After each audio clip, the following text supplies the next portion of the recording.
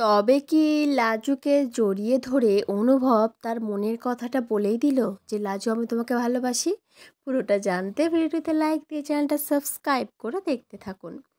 কোণে দেখা সিরিয়ালের আগামী পর্বে আমরা দেখতে পাবো লাজু অনুভবকে ফোন করে জিজ্ঞেস করে তোমার মিটিং সেরে তুমি বাড়ি ফিরেছো? তখন অনুভব বলে হ্যাঁ এইমাত্র বাড়ি ফিরলাম। তুমি কিছু বলবে আমায় লাজু? লাজু তখন বলে হ্যাঁ, তুমি একবার আমাদের গ্রামে আসবে, তোমার জন্য একটা সেরার প্রাইজ আছে। তখন অনুভব বলে ওটা প্রাইজ না, ওটা সারপ্রাইজ। তখন লাজু বলে হ্যাঁ হ্যাঁ সারপ্রাইজ আছে, এসো না একবার। অনুভব তো একরাশ আনন্দ নিয়ে লাজুদের গ্রামে যায় আর মনে মনে ভাবতে থাকে কি এমন সারপ্রাইজ দেবে লাজু আমাকে, যার জন্য লাজু এতটা এক্সাইটেড হয়ে আছে।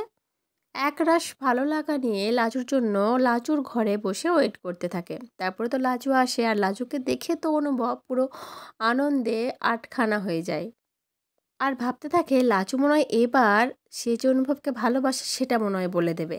তারপর অনুভব ভাবে থাক আমি বরঞ্চ আগে বলে দিই। তখন অনুভব বলে লাজু আমি জানি তুমি আমাকে কি বলবে, তুমি আমাকে খুব ভালোবাসো এটা বলবে তো? আর লাজু আমিও তোমাকে খুব ভালোবাসি। এই কথাটা এতদিন ধরে তোমাকে বলতে পারছিলাম না, যাই হোক তুমি বলার সুযোগটা করে দিলে। এই বলে লাজুকে জড়িয়ে ধরে অনুভব। তখন লাজু বলে এসব তুমি কি বলছো খিটকেল? তখন অনুভব বলে মানে তুমি কি অন্য কিছু বলার জন্য আমাকে ডেকেছো?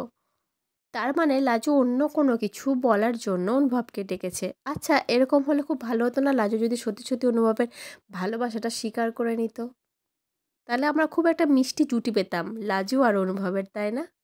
তো এই বিষয়ে তোমাদের কি মন্তব্য অবশ্যই কমেন্ট করে জানিও। পরবর্তী আপডেট নিয়ে তাড়াতাড়ি আসি, সঙ্গে থেকো, সাথে থেকো, চ্যানেলটা সাবস্ক্রাইব করে দিও বন্ধুরা। ধন্যবাদ।